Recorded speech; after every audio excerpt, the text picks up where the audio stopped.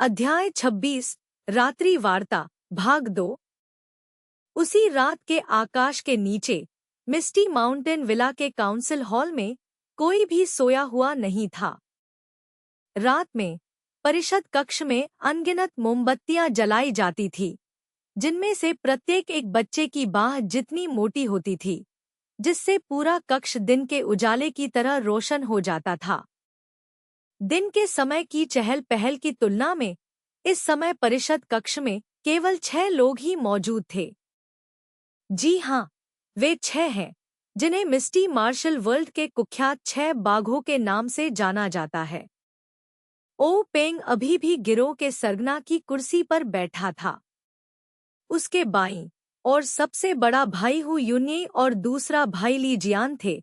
उसके दाईं और चौथा भाई शांगगुआन फेंगलिउ, पांचवा भाई लियू किंग्यांग और छठा भाई जू पेहुआ थे।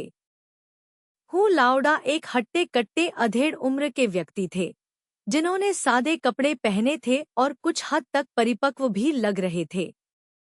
पहली नजर में उन्हें देखकर कोई भी उन्हें बूढ़ा किसान समझ सकता था।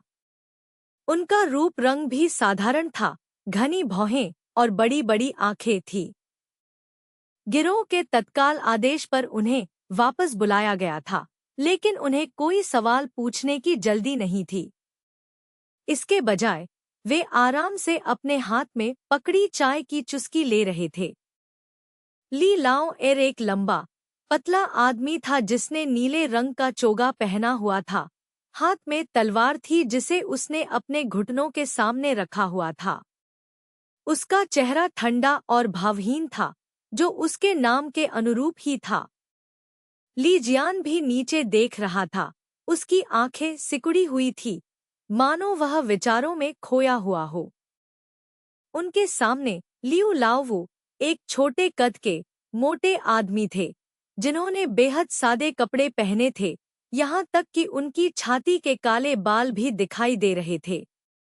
उनके पैरों के पास 2 बड़ी श्वानहुआ कुल्हाड़ियाँ पड़ी थीं, और चाय के बजाय उनके बगल की मेज पर एक छोटा सा शराब का बर्तन रखा था।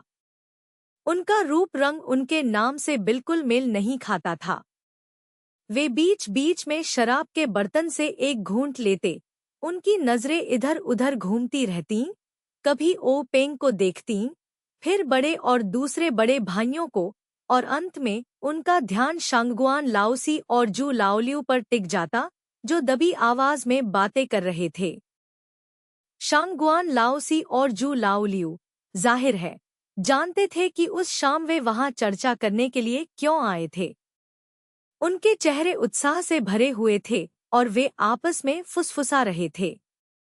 जू लाओलियू, जिनकी सीट पहले पीछे थी, शांगगुआन लाओसी के करीब बैठने के लिए लियू लाओवू से जगह बदलने की जिद कर रहे थे। लियू लाओवू उन दोनों को इतनी फुसफुसाते हुए देख रहे थे कि उन्हें कुछ सुनाई नहीं दे रहा था और वे बेचैन होते जा रहे थे। लेकिन यह सभा कक्ष था और वे वहां हंगामा नहीं कर सकते थे। वे बस गुस्से में अपनी शराब गटकते रहे और ओ पेंग के बोलने का इंतजार करते रहे। ओ पेंग भी कुछ सोच विचार में डूबा हुआ प्रतीत हो रहा था और उसने अपने साथी शिष्यों पर ज्यादा ध्यान नहीं दिया। जब हॉल के नीचे बैठे भाई थोड़े चिंतित होने लगे, तो ओ पेंग ने आखिरकार ऊपर देखा, अपने साथी शिष्यों के परिचित चेहरे देखे और फिर बोला, बड़े भाई, दूसरे भाई और 5वें भाई, आप लोग आज दोपहर ही गिरोह में लौटे हैं। यात्रा से आप जरूर थके हुए होंगे और मुझे आपको आराम करने का मौका नहीं मिला। लेकिन मुझे आपसे एक बहुत जरूरी बात करनी है। कृपया चौथे भाई और छठे भाई को दोष न दें। मैंने इस बार चुप रहने का सख्त हुक्म दिया है। यह बहुत अहम मामला है और मुझे सावधानी बरतनी होगी। एल्डर हु ने धीरे से अपना चाय का प्याला नीचे रखा और कहा, हमारे छोटे भाई, संप्रदाय के नेता, हमेशा से स्थिर और भरोसेमंद रहे हैं, जिसकी हम सभी बहुत प्रशंसा करते हैं। इसमें उनकी कोई गलती नहीं है।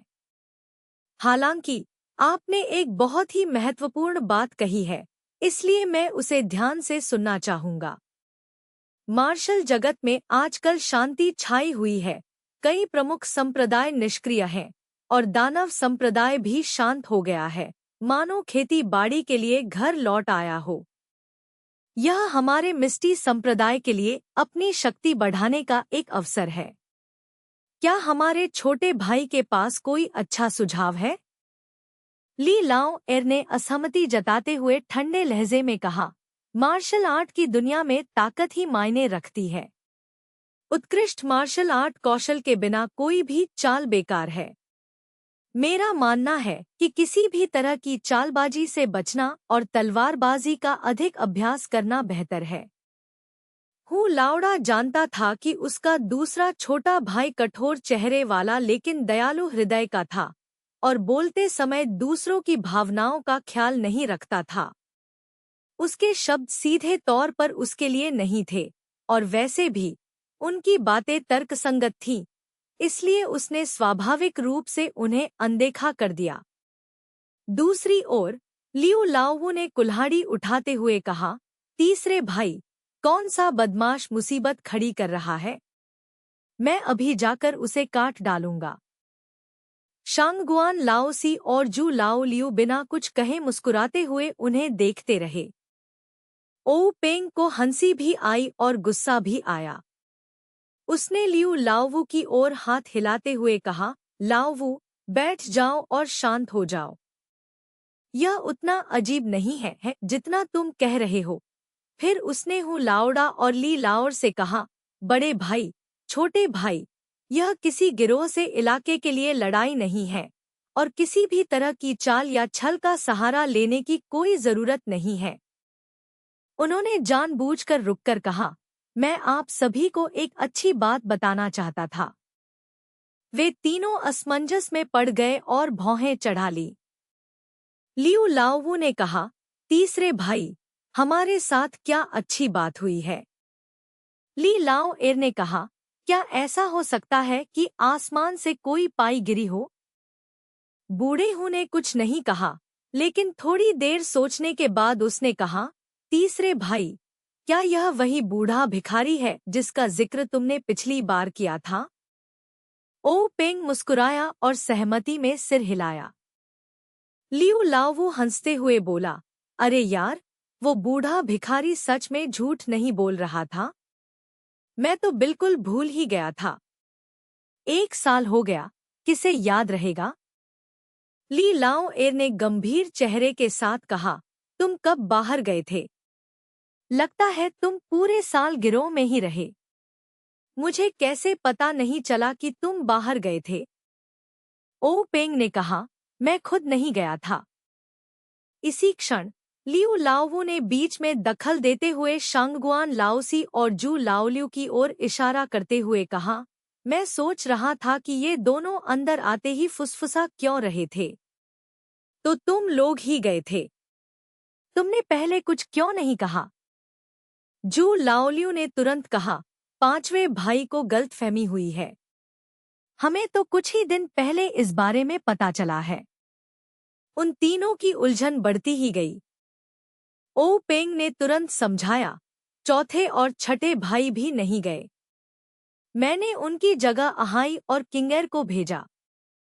यह सुनकर लियू लाओवू तुरंत उछल पड़ा, इतना महत्वपूर्ण मामला है और आपने 2 शिष्यों को भेजा है? क्या आपको डर नहीं है कि कुछ गड़बड़ हो जाएगी? बूढ़े हूँ ने उसे घूरकर कहा, इतना घबराओ मत, ठीक है।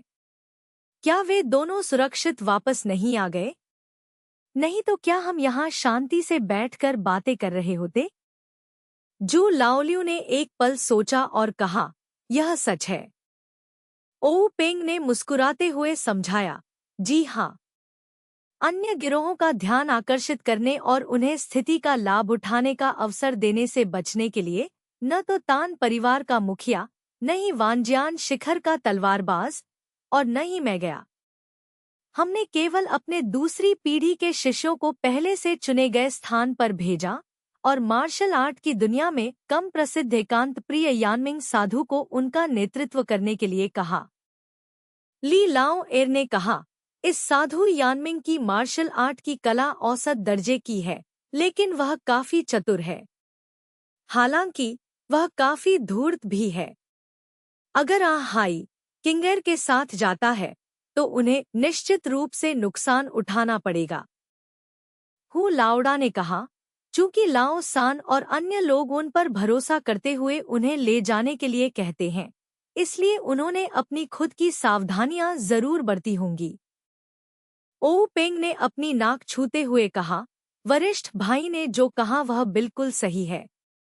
हमारे जाने से पहले हम तीनों ने अपने करीबी सहयोगियों को उनके यानमिंग हवेली में भेजा था और उन्होंने भी अपनी पत्नी और बच्चों को हमारे संप्रदाय में लाने के लिए लोगों को भेजा था।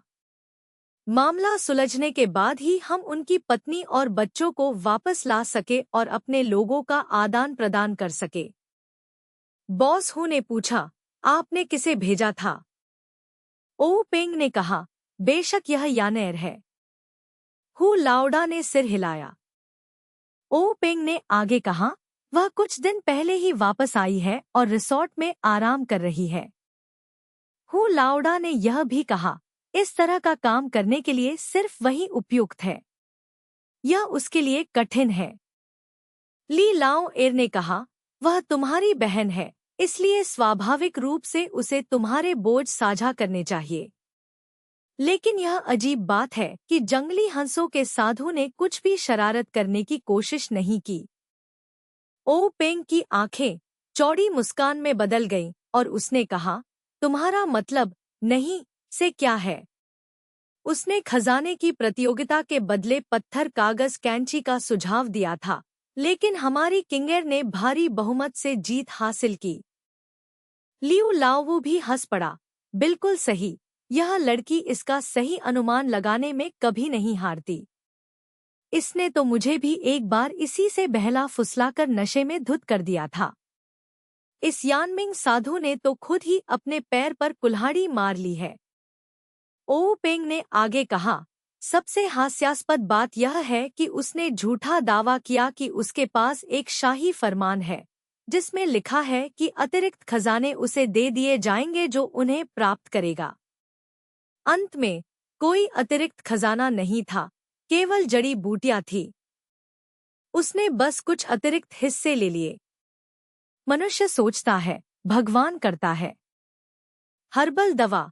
बूढ़े लियू ने तुरंत फिर से टोकते हुए कहा, क्या तुम्हें कोई दिव्य हथियार या शक्तिशाली कलाकृतियां नहीं मिली? जू लाओलियू ने गंभीर स्वर में कहा, बिल्कुल है, यह पांगू कुल्हाड़ी है। लियू लाओवू तुरंत उछल पड़ा और ओ पेंग के पास दौड़ते हुए बोला, सच में? तीसरे भाई, यह पांगू कुल्हाड़ी वही हथियार है जिसका मैंने हमेशा सपना देखा है। इस बार इसे मुझे ही देना होगा।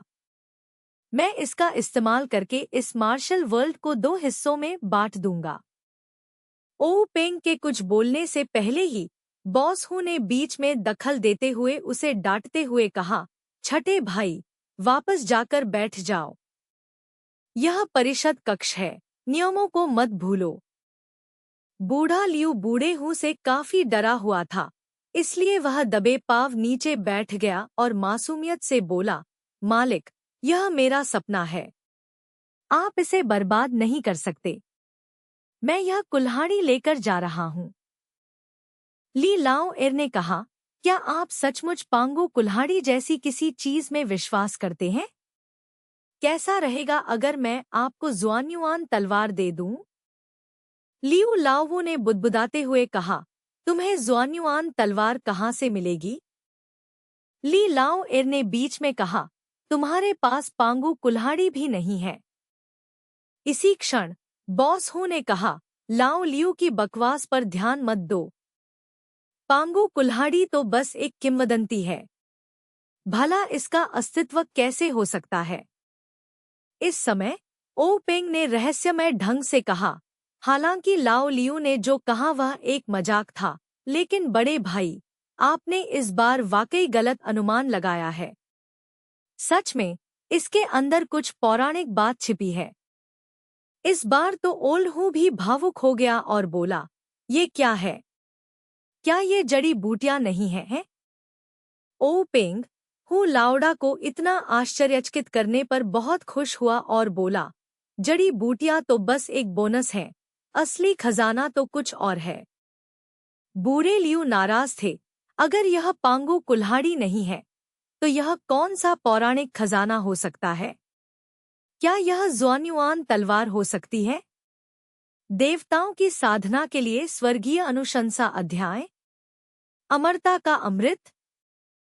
शांगगुआन लाओसी ने कहा, लाओ वो वाकई कमाल के हैं, उन्होंने सही अनुमान लगाया। मैं तो ऐसा कभी सोच भी नहीं सकता था। बाकी तीनों सचमुच हैरान रह गए। हु लाओडा ने ली लाओ एर की ओर देखा और उसे घूर कर देखा। ली लाओ एर झट से खड़ा हुआ, अपनी फुर्ती का इस्तेमाल करते हुए पलक झपकते ही सभा भवन से बाहर निकल गया, छत पर कूद गया, जल्दी से सभा भवन का चक्कर लगाया और अंत में सभा भवन के छज्जे पर खड़ा हो गया। उसने एक पल ध्यान से सुना, फिर नीचे कूद गया, जल्दी से अपनी सीट पर लौट आया और हु लाओडा से कहा, मुझे यहाँ कोई आलसी नहीं मिला। हु लाओडा ने सिर हिलाया, फिर अपनी नज़र ओ पेंग की ओर घुमाई। लियू लाओवो अभी भी स्तब्ध था, ऐसा लग रहा था मानो उसे पता ही न हो कि वे दोनों क्या कर रहे हैं। हु लाओडा ने ओ पेंग से कहा, तीसरे भाई, मुझे अंदर मौजूद खजानों के बारे में विस्तार से बताएं। अध्याय 27 आवंटन भाग 1। फिर ओ पेंग ने अपनी जेब से एक छोटी चीनी मिट्टी की बोतल निकाली और उसे बॉस हु को दे दिया। बॉस हु ने बोतल ली और उस पर लिखे शब्दों को ध्यान से देखा। हालांकि वह शांत और संयमित स्वभाव के थे, फिर भी उनका हाथ कांपने लगा और उन 3 शब्दों को देखकर वे इतने भयभीत हो गए कि बोतल उनके हाथ से लगभग छूट ही गई। बूढ़ा हूँ बोतल पकड़े वहीं बैठा रहा और उसने एक शब्द भी नहीं कहा। हु लाओडा की शक्ल देखकर ली लाओ एर और लियू लाओ वो उत्सुकता से आगे बढ़े और बोतल को दोनों तरफ से देखने लगे। दीर्घायु की गोलियां? दोनों ने आश्चर्य से कहा। अंतर दूसरे वाक्य में है। ली लाओ एर ने हैरानी से कहा, क्या सच में ऐसी कोई चीज मौजूद है? लियू लाओवू ने कहा, यह क्या चीज है? हु लाओडा और ली लाओर दोनों के चेहरे पर अप्रत्याशित भाव थे, उनकी भौहें और भी गहरी सिकुड़ती जा रही थी। लियू लाओवू ने उन दोनों आदमियों को हैरानी भरे भावों से देखा, फिर ओ पेंग, शांगगुआन लाओसी और जू लाओलियू की ओर मुड़ी। उन तीनों के चेहरे पर भी गंभीर भाव थे। कुछ देर बाद बूढ़े हु ने एक लंबी सांस छोड़ी, मानो उसने अपना मन बना लिया हो। उसने खुद को संभाला, सीधा खड़ा हुआ और छोटी चीनी मिट्टी की बोतल ओ पेंग को लौटा दी। उन्होंने कहा, तीसरे भाई, तुम इससे क्या करने की योजना बना रहे हो? ओ पेंग ने अपने संबोधन में आए बदलाव को महसूस किया। यह तीसरा भाई वास्तव में एक भाईचारे वाला संबोधन था, न कि संप्रदाय प्रमुख का कनिष्ठ भाई जैसी भव्य उपाधि। इसका अर्थ था कि उसे सबसे बड़े भाई के रूप में संबोधित किया जा रहा था।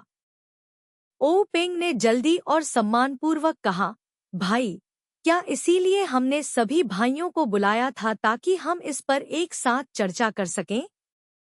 हु लाओडा ने सिर हिलाते हुए कहा, तीसरे भाई, आपको इस तरह की बातें भाइयों को नहीं दिखानी चाहिए।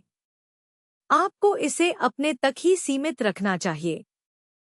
ओ पेंग ने व्यंग्यात्मक मुस्कान के साथ कहा, भाई, ऐसा नहीं है कि मैंने इसके बारे में सोचा नहीं था, लेकिन यह चीज गुप्त स्थान से मिली है।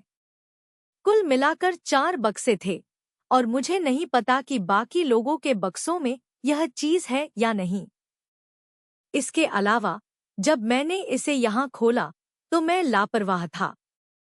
चौथे भाई, छठे भाई, हाई और किंगेर सभी वहां मौजूद थे। मेरे पास इसे गुप्त रखने का कोई उपाय नहीं था। बॉस हु ने कहा, क्या ऐसा है? ठीक है, तो इसे अभी सुरक्षित रखो। हम जैसे लोग इस तरह का खर्च नहीं उठा सकते। इसे अपने ऊपर मत लो। जब बाद में कोई मुसीबत आएगी तो हम इसे फिर से ले लेंगे और उम्मीद है कि इस बोझ से छुटकारा पा लेंगे। बाकी सब लोग सोच विचार कर रहे थे, लेकिन लियू लाओवू काफी परेशान था। उसने जू लाओलियू को एक तरफ खींचकर पूछा, छठे भाई, यह दीर्घायु गोली क्या है? जू लाओलियू ने चिढ़कर कहा, पांचवें भाई, क्या आपने अभी अभी अमरता के पौराणिक अमृत का जिक्र नहीं किया था? यही वह है। यह किसी व्यक्ति के जीवन को 10 वर्ष तक बढ़ा सकता है।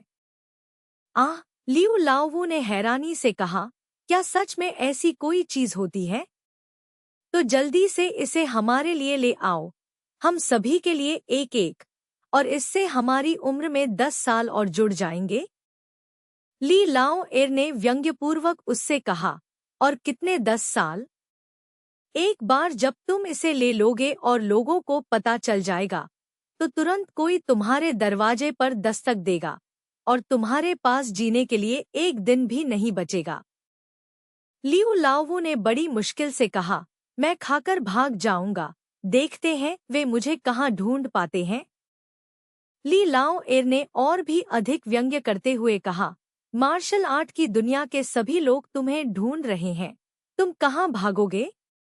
मिस्टी सेक्ट का क्या होगा? तुम्हारे परिवार का क्या होगा?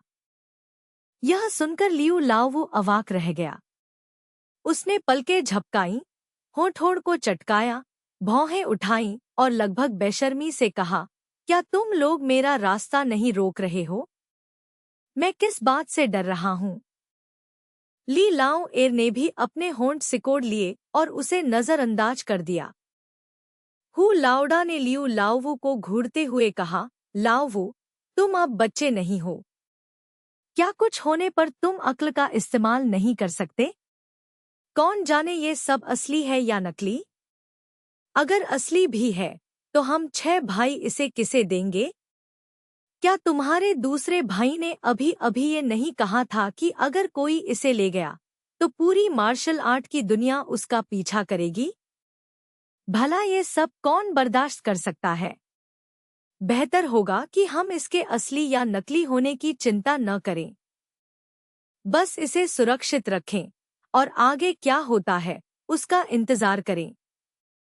अगर कोई ऐसा व्यक्ति आता है जिसे नाराज करना हम बर्दाश्त नहीं कर सकते, तो हम मार्शल आर्ट की दुनिया में इसकी घोषणा कर देंगे और इस मामले को टाल देंगे। अगर कुछ नहीं हुआ तो हम भाई अपनी योजना खुद बना लेंगे। लियू लाओवू ने शराब का घड़ा उठाया, एक बड़ा घूंट लिया और कहा, मेरे पास सिर्फ मुंह है, मुझे और कुछ नहीं पता, बस समय आने पर मुझे खाने के लिए कुछ दे देना। इसके बाद ओ पेंग ने अपने अन्य शिष्यों की ओर मुड़कर पूछा, भाइयों, आप हमारे बड़े भाई के विचार के बारे में क्या सोचते हैं? शांगगुआन लाओसी ने अपनी दाढ़ी सहलाते हुए कहा, बड़े भाई, आपने जो कहा वही मैं भी सोचता हूँ। मैं पिछले कुछ दिनों से इस बारे में सोच रहा हूँ। अनिश्चित 10 वर्षों के जीवन की आशा करने के बजाय बेहतर यही है कि हम अपना वर्तमान जीवन शांतिपूर्वक जिए और अपने मिस्टी सेक्ट की महान नींव को बर्बाद न करें। इसके अलावा अगर कोई गड़बड़ी होती है तो आप उसे अच्छे से संभालें, तीसरे भाई, अन्यथा इसका उल्टा असर हो सकता है। ली लाओ एर ने बिना कुछ कहे सिर हिलाया। जू लाओलियू ने मुस्कुराते हुए कहा, मैं अपने बड़े भाई और चौथे भाई की बात सुनूंगा। लियू लाओवू ने ओ पेंग की निगाहों को नजरअंदाज करते हुए पीना जारी रखा, जबकि ओ पेंग की निगाहें उस पर से गुजर गईं और उसने उसे पूरी तरह से अनदेखा कर दिया। यह देखकर कि किसी को कोई आपत्ति नहीं है, ओ पेंग ने आगे कहा, तो मैं इस चीज को रखूंगा और देखूंगा कि चीजें कैसे आगे बढ़ती हैं। यह देखकर कि ओ पेंग ने उसे नजरअंदाज कर दिया, लियू लाओवू ने मन ही मन बुदबुदाया, अगर मैं तुमसे बात नहीं करने वाला हूँ तो कम से कम मुझसे यह तो पूछ लो कि मैं क्या सोचता हूँ। उसे बड़बड़ाते देख बूढ़े हूँ ने पूछा, पांचवें भाई, क्या आपको कुछ कहना है? लियू लाओवू झट से खड़ी हो गई और बोली, नहीं नहीं, मैं बस यह पूछना चाहती थी कि क्या आपको गुप्त स्थान पर केवल ये चीजें ही मिली जो देखने में तो खाने योग्य लगती हैं, लेकिन खाई नहीं जा सकती? बूढ़े हूँ ने गंभीर चेहरे के साथ उसे नजरअंदाज किया और ओ पेंग की ओर देखने के लिए मुड़ गए। इस बार ओ पेंग के चेहरे पर मुस्कान थी और उसने अपनी जेब से चीनी मिट्टी की 2 और छोटी बोतलें निकालकर बॉस हू को सौंप दी। हू लाओडा ने चीनी मिट्टी की बोतल उठाई और उसे ध्यान से देखा, फिर आश्चर्य से चिल्लाते हुए बोला, ऊर्जा बढ़ाने वाली गोली? क्या सच में ऐसी कोई चीज है? इतने सालों से मार्शल आर्ट की दुनिया में इसका कोई जिक्र नहीं हुआ था। उसके बगल में बैठा ली लाओ एर अब और चुप नहीं बैठ सका। उसने अपना भावहीन चेहरा हटाकर पास आकर पूछा, शंगगुआन लाओसी, जू लाओ लियू और लियू लाओ वू ही अपनी जगह से हिले नहीं। पहले 2 तो पहले से ही जानते थे, जबकि तीसरा बेपरवाह होकर फिर से पूछा, ऊर्जा बढ़ाने वाली गोली? यह क्या चीज है? संयोगवश उसी क्षण बॉस हू ने कहा, हड्डियों को मजबूत करने वाली गोली? यह क्या है? ओ पेंग ने अपनी भौहें उठाईं और मुस्कुराते हुए कहा, जैसा कि सभी जानते हैं, यह ची बूस्टिंग पिल एक पौराणिक पवित्र औषधि है जो आंतरिक शक्ति को बढ़ाती है। इसे लेने वालों की आंतरिक शक्ति 20 साल तक बढ़ सकती है। हालांकि यह केवल आंतरिक मार्शल आर्ट का अभ्यास करने वालों पर ही लागू होता है। दूसरे शब्दों में, आप सभी भाई 5वें और 6ठे भाई को छोड़कर इस ची बूस्टिंग पिल को लेने के बाद अपनी आंतरिक शक्ति को दोगुना कर लेंगे, जिससे आपके 20 साल के कठिन प्रशिक्षण की बचत होगी। हालांकि हमारे संप्रदाय के विरासत में मिले ग्रंथों के मेरे शोध के अनुसार इसमें कुछ कमियां प्रतीत होती हैं, लेकिन उन्हें स्पष्ट रूप से समझाया नहीं गया है। यह सुनकर जू लाओलियू का चेहरा कुछ अस्वाभाविक सा हो गया। उसने सोचा था कि उसे मुनाफे में हिस्सा मिलेगा, लेकिन ओ पेंग की बात सुनकर ऐसा लगा कि ऊर्जा बढ़ाने वाली गोली अब उसकी पहुंच से बाहर है। फिर भी उसने पूछा, तीसरे भाई, क्या यह सच है कि बाहरी मार्शल आर्ट का अभ्यास करते समय हम इसे नहीं ले सकते? लियू लाओवू भी निराश था। धिक्कार है, मैं इतना बदनसीब क्यों हूँ? ओ पेंग ने मुस्कुराते हुए कहा, मैंने सावधानीपूर्वक जांच की है, छठे भाई, यह वास्तव में बाहरी मार्शल आर्ट के खिलाफ अप्रभावी है। जू लाओलियू अवाक होकर अपनी कुर्सी पर बैठ गया। शांगगुआन लाओसी ने बीच में कहा, तीसरे भाई, इस बोतल में कितनी क्यूई बूस्टिंग गोलियां हैं? हम 4 लोग हैं, शायद हमारे पास पर्याप्त न हो। इसके बारे में क्या ख्याल है? ओ पेंग ने व्यंग्यात्मक मुस्कान के साथ कहा, मैंने भी इसे खोलने की हिम्मत नहीं की। मैंने इसे तभी खोलने की हिम्मत की जब सारे भाई वहां मौजूद थे। बूढ़े हूँ की आंखें झपकी और उन्होंने बिना कुछ कहे सिर हिला दिया। ओ पेंग ने कुछ उदास लियू लाओवू और जू लाओलियू की ओर देखा और आगे कहा, यह अस्थि शक्तिवर्धक गोली हमारे मिस्टी संप्रदाय के पारंपरिक ग्रंथों में दर्ज नहीं है। मैंने अपने शिष्यों को विभिन्न संप्रदायों में अपने जासूसों को इस पर कड़ी नजर रखने का निर्देश दिया था। कल ही डालन मंदिर से खबर आई है कि उनके पारंपरिक ग्रंथों में इसके बारे में थोड़ी सी जानकारी है। ओ पेंग ने चाय की एक घूंट ली। लियू लाओवू की उदास निगाहों को अनदेखा करते हुए धीरे धीरे कहा, डालन मंदिर के अभिलेखों के अनुसार यह अस्थि सुदृढ़ीकरण गोली ऊर्जा बढ़ाने वाली गोली के विपरीत है। यह विशेष रूप से बाहरी मार्शल आर्ट का अभ्यास करने वालों के लिए तैयार की गई है। आंतरिक मार्शल आर्ट का अभ्यास करने वालों के लिए यह बेकार है। लाओवू और लाओलियू जैसे बाहरी मार्शल आर्ट का अभ्यास करने वालों के लिए यह उनकी हड्डियों, त्वचा और मांसपेशियों की ताकत बढ़ाएगी और उनके बाहरी मार्शल आर्ट की सटीकता में सुधार करेगी। ऐसा लगता है कि यह लगभग 20 वर्षों के अभ्यास के बराबर है। लियू लाओवू झट से उछल पड़ा। हु लाओदा के पास दौड़ा और बोला, वाह, मैंने कभी सपने में भी ऐसी अच्छी बात नहीं सोची थी। उसने हु लाओदा के हाथ से चीनी मिट्टी की बोतल ले ली। हालांकि बॉस हु ने फुर्ती से उसे चकमा दिया और गुस्से से कहा, क्या हुआ पांचवे भाई, इतने अनाड़ी क्यों हो?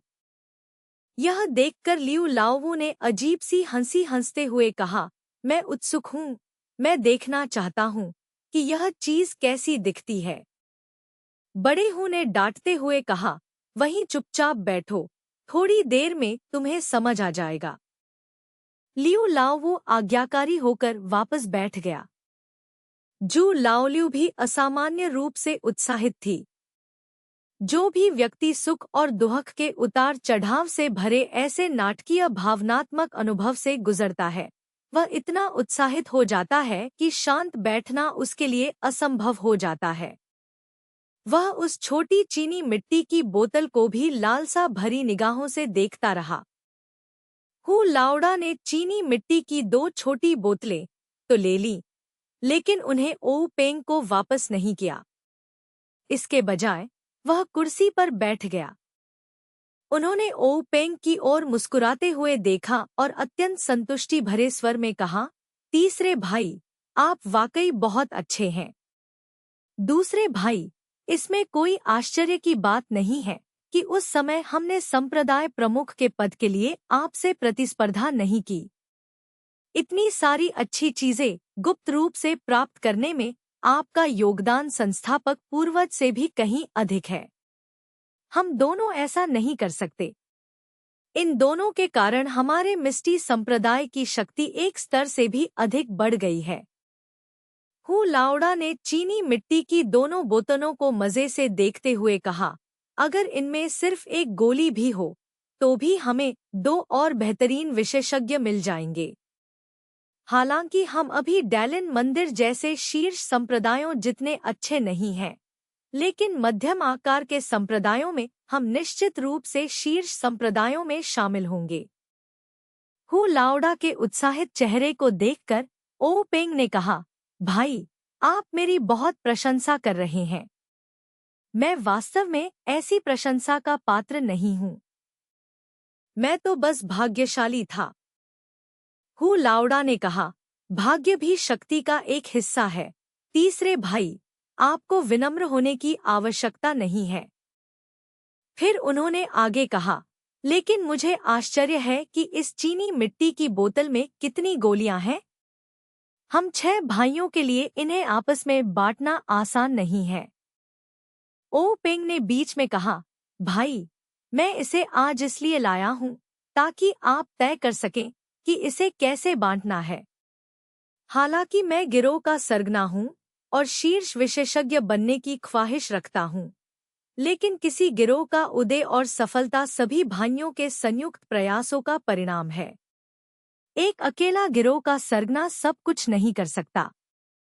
इसलिए मैं आशा करता हूं कि चीनी मिट्टी की बोतल में कितनी भी गोलियां हों, हम भाई इसे अपने बीच किसी भी तरह का मतभेद पैदा नहीं होने देंगे। अध्याय 28 आवंटन भाग 2। यह कहने के बाद ओ पेंग ने अपनी जेब से थोड़ी बड़ी चीनी मिट्टी की बोतल निकाली। शांगगुआन लाओसी और जू लाओलियू भी हैरान रह गए। उन्हें याद आया कि जरी के डिब्बे में सिर्फ 3 छोटी चीनी मिट्टी की बोतलें थीं। ये क्या है? लियू लाओवू और भी जोर से हंसा। तीसरे भाई, तुम क्या कर रहे हो? क्या तुम जादू के करतब दिखा रहे हो? उन्हें एक एक करके बाहर निकाल रहे हो? इस बार ओ पेंग ने चीनी मिट्टी की बोतल बॉस हु को नहीं सौंपी। इसके बजाय उसने उसे अपने बगल में रखी चौकोर मेज पर रख दिया और सभी के आश्चर्यचकित चेहरों को देखकर कहा, पिछली बार हमने गुप्त स्थान से जो चीजें निकाली थीं, उनमें ऊर्जा बढ़ाने वाली गोली, हड्डी मजबूत करने वाली गोली और दीर्घायु गोली के अलावा बहुत पुरानी औषधीय जड़ी बूटियों का एक जत्था भी शामिल था। इसे ऊर्जा बढ़ाने वाली गोली कहते हैं, जो हमारे मिस्टी सेक्ट के क्लासिक ग्रंथों में दर्ज ऊर्जा बढ़ाने वाली गोली के समान है। ऊर्जा बढ़ाने वाली गोली का सूत्र खो जाने के बाद हमारे सेक्ट के ऋषियों ने इसे विकसित किया था। जड़ी बूटियों का वह जत्था फार्मेसी हॉल के मास्टर बाई को दिया गया था, जिन्होंने इसे ऊर्जा बढ़ाने वाली गोली के सूत्र के आधार पर तैयार किया था। क्लासिक ग्रंथों के अनुसार इस गोली का प्रभाव सीमित है और यह किसी की साधना को कितना सुधार सकती है, यह उपयोगकर्ता की योग्यता सहित कई कारकों पर निर्भर करता है। इस बोतल में पहला जत्था है, कुल 9 गोलियां, जो आज दोपहर ही तैयार की गई हैं। हम पिछली बार की जड़ी बूटियों से कई और बैच बनाए जा सकेंगे। यह सुनकर हूँ लाउडा अत्यंत प्रसन्न हुए, ताली बजाते और हंसते हुए बोले, बहुत खूब। इस गोली से भले ही हमें से कुछ भाइयों ने ऊर्जा बढ़ाने वाली गोली न ली हो, फिर भी हम यह ऊर्जा बढ़ाने वाली गोली ले सकते हैं, इसलिए इसमें कोई अफसोस की बात नहीं है। इसके अलावा इस गोली का लाभ यह है कि इसकी मात्रा अधिक है, जो दूसरी पीढ़ी के युवा शिष्यों के लिए पर्याप्त है। हम कुछ और विशेषज्ञ तैयार कर सकते हैं।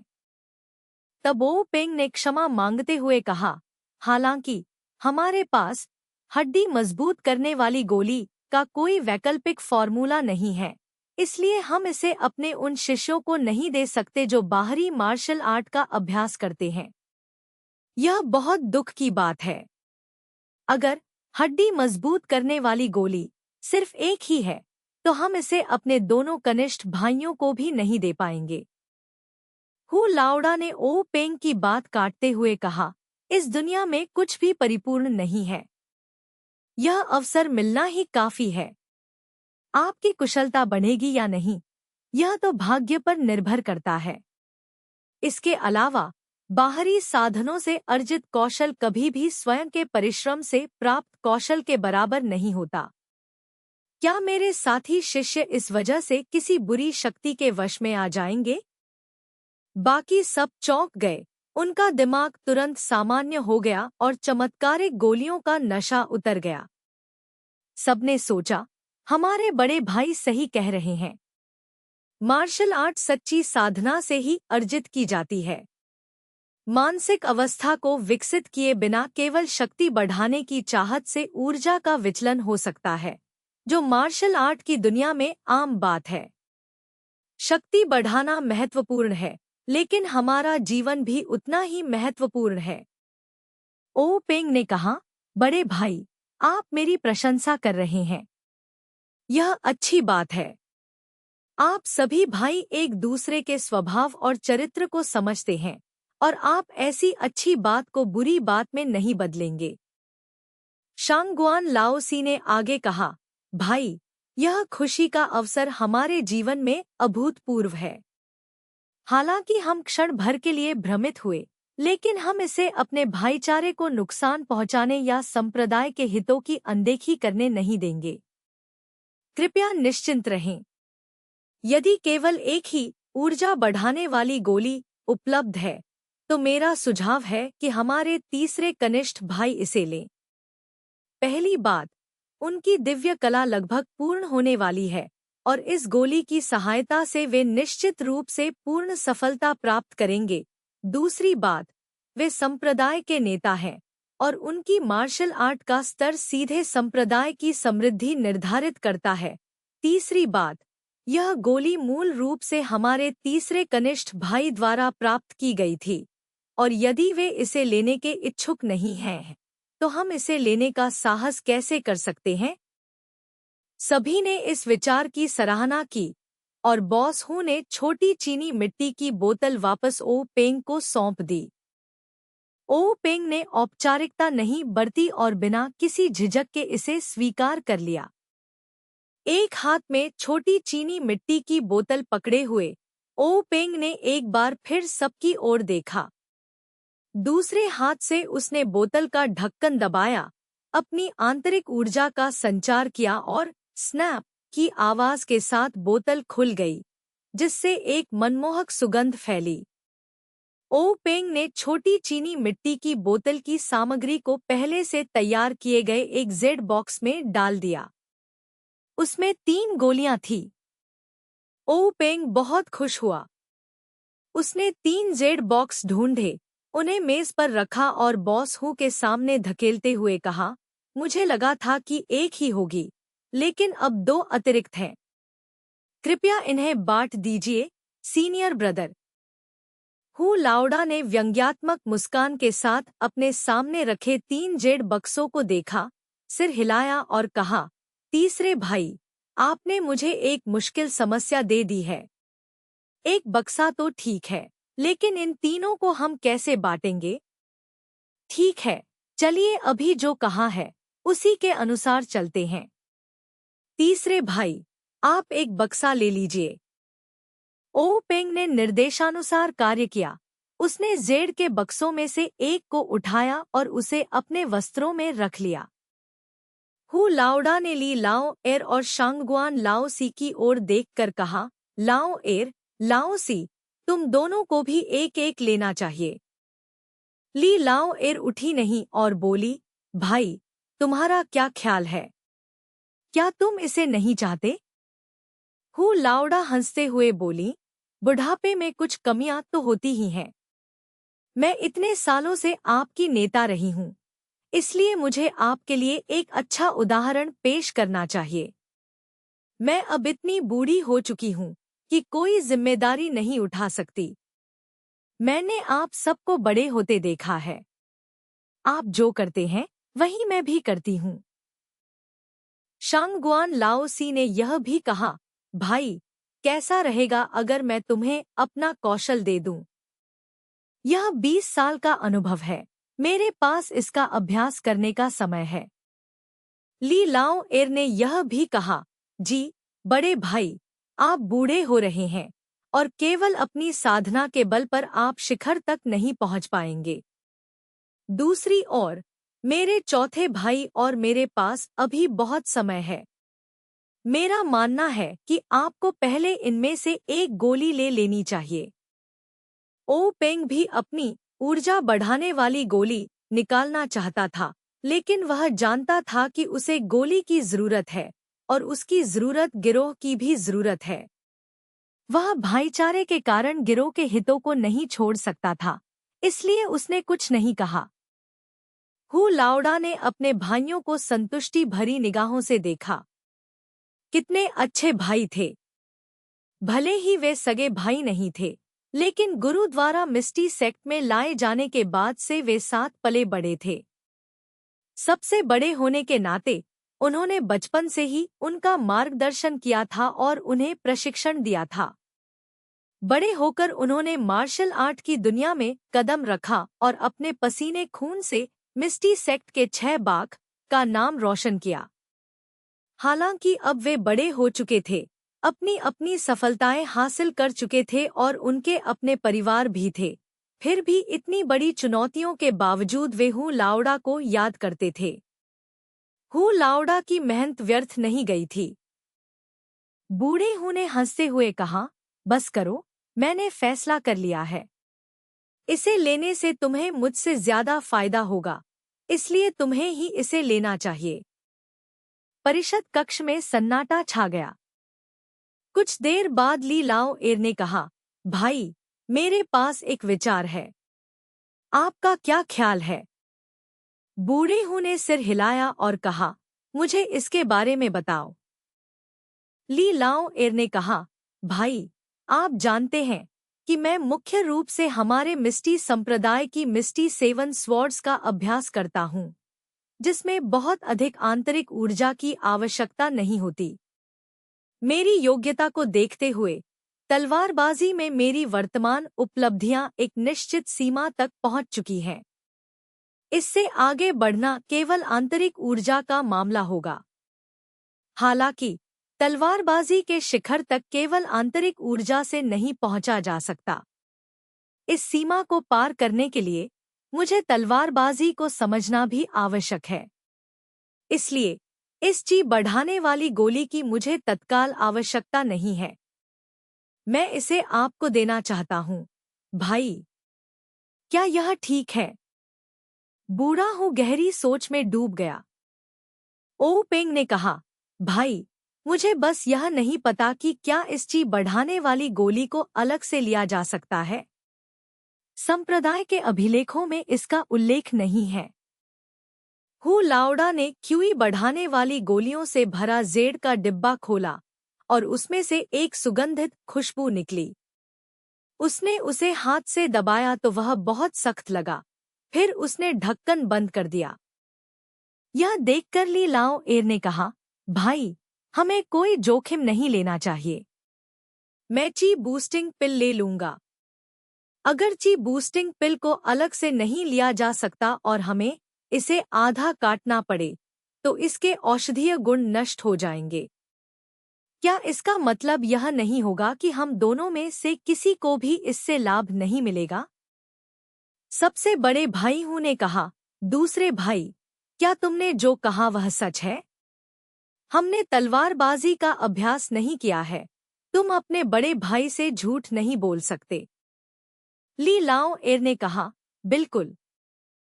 बड़े हूं ने अपनी जेब से एक छोटा खंजर निकाला, फिर जेड का डिब्बा खोला और घमंड से कहा, भाईचारे का यह बंधन मात्र 20 वर्षों की आंतरिक ऊर्जा से कैसे तुलना किया जा सकता है?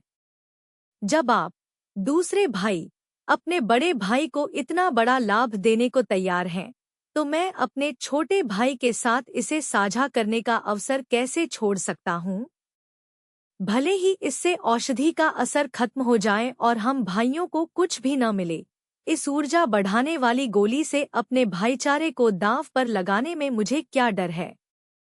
यह सुनकर ली लाओ एर की आंखें चमक उठीं, शायद इसलिए नहीं कि वह उत्तेजित हो गया था और उसकी आंतरिक शक्ति बढ़ गई थी, बल्कि इसलिए कि उसकी आंखों में आए आंसुओं में मोमबत्ती की रोशनी प्रतिबिंबित हो रही थी, और वह बड़े उत्साह से आगे बढ़ा और बोला, बड़े भाई। बाकी लोग खड़े हो गए और आगे आ गए। हु लाओडा ने ली लाओर के कंधे पर थपथपाया, उसे खंजर सौंप दिया और कहा, लाओर, तुम्हारी तलवारबाजी शानदार है, अब यह तुम पर निर्भर है। ली लाओ एर ने कटार उठाई, उसका हैंडल अभी भी उसके शरीर की गर्मी से गर्म था। हु लाओ दा की उत्साहवर्धक निगाहों को देखकर वह मुस्कुराया और सिर हिलाया। फिर अपनी आंतरिक ऊर्जा का थोड़ा सा प्रयोग करते हुए उसने अपना हाथ उठाया और जेड के डिब्बे पर वार किया। सभी ने बस एक प्रकाश की लकीर देखी जब खंजर ने ची बूस्टिंग पिल पर प्रहार किया और उसे चाप के साथ 2 हिस्सों में बांट दिया, जबकि जेड बॉक्स अप्रभावित रहा। ली लाओ एर की उत्कृष्ट तलवारबाजी पर किसी के आश्चर्य करने से पहले ही ओ पेंग ने झटपट एक और जेड बॉक्स ढूंढा और ची बूस्टिंग पिल के दोनों हिस्सों को सावधानीपूर्वक वापस उसमें रख दिया। तुरंत ही हु लाओडा ने जेड का डिब्बा उठाया और उसे अपनी जेब में रख लिया और दूसरा डिब्बा ली लाओर को दे दिया। बेशक, बचा हुआ डिब्बा शांगगुआन लाओसी को दे दिया गया। ऊर्जा बढ़ाने वाली गोलियां बांटे जाने के बाद लियू लाओवू और जू लाओलियू की नज़र हु लाओडा के हाथ में मौजूद हड्डी मजबूत करने वाली गोली पर पड़ी। चूंकि ऊर्जा बढ़ाने वाली 3 गोलियां थीं, इसलिए दोनों को हड्डियों को मजबूत करने वाली गोलियों की संख्या की चिंता नहीं थी। हालांकि बॉस हु ने फिर भी उनसे पूछा कि अगर सिर्फ एक गोली बची हो तो वे क्या करेंगे। लियू लाओवू ने कहा, बेशक यह लाओ लियू को ही दिया जाना चाहिए। वह सबसे छोटा है, इसलिए हमने हमेशा उसके लिए सबसे अच्छी चीजें बचाकर रखी हैं। जू लाओलियू ने कहा, पहले ऐसा ही होता था, लेकिन अब ऐसा नहीं है। मैंने आधी जिंदगी दूसरों का फायदा उठाया है, इसलिए इस बार मुझे इसे 5वें भाई को देना ही होगा। दोनों के बीच काफी देर तक बातचीत चलती रही, लेकिन उनमें से कोई भी खुद दवा लेना नहीं चाहता था।